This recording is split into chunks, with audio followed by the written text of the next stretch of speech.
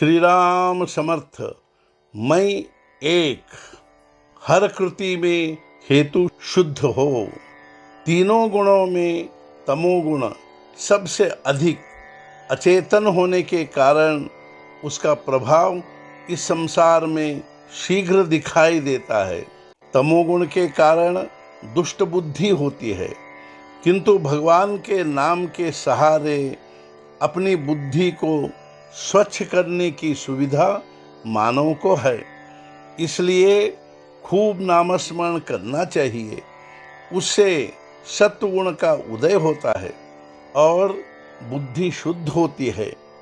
देह को कष्ट देने से भगवान वश में आते हैं, यह बात गलत है। ऐसा होता तो भगवान रास्ते में गिट्टी फोड़ने वालों के वश में जल्दी आते। भगवान का ध्यान हमारे शरीर की अपेक्षा हमारे मन की ओर होता है। मन में गृहस्थी की सफलता का हेतु रखकर भगवान के नाम पर कोई उपवास, अनशन आदि कितने ही कष्ट करे, उन कष्टों को देखकर लोग धोखे में आएंगे, भगवान नहीं आएंगे। गृहस्थी के लाभ आदि का हेतु ध्यान में रखकर उपवास करने की बात मुझे विशेष पसंद नहीं है। उपवास अनायास हो जाने में जो आनंद है, वह उपवास करने में नहीं है। भगवान के स्मरण में हम इतने तल्लीन हो जाए कि हमारे मन में यह भाव पैदा हो जाए कि हम सदा भगवान के पास ही वास कर रहे हैं। ऐसी स्थिति में शरीर पोषण की दृष्टि से भोजन भी कर ले तो कुछ बिगड़ेगा नहीं, लेकिन इसके विपरीत चित्त में भगवान का नाम न हो और शरीर को उपवास करके खूब यातना दे तो पल्ले क्या पड़ेगा?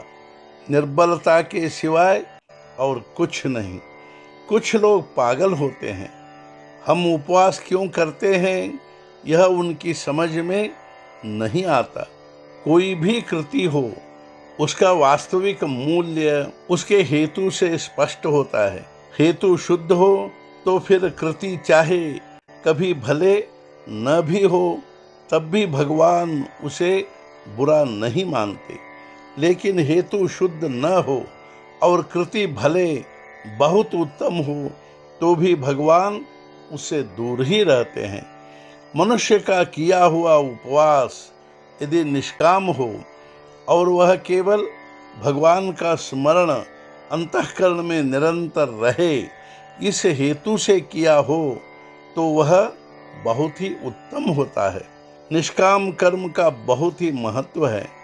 भगवान के लिए भगवान चाहिए, ऐसी हमारी वृत्ति हो।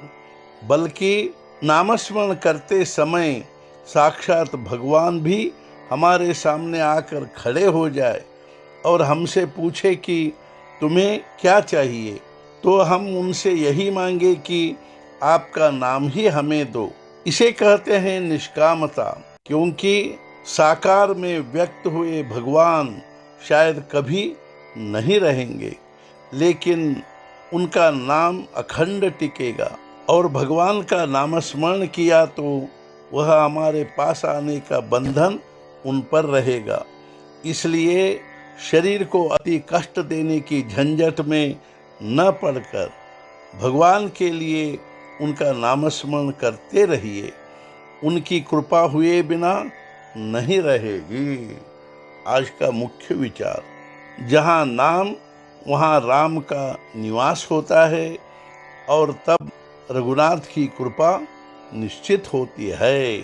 सद्गुरुनाथ महाराज की जय। जय जय रघुवीर समर्थ।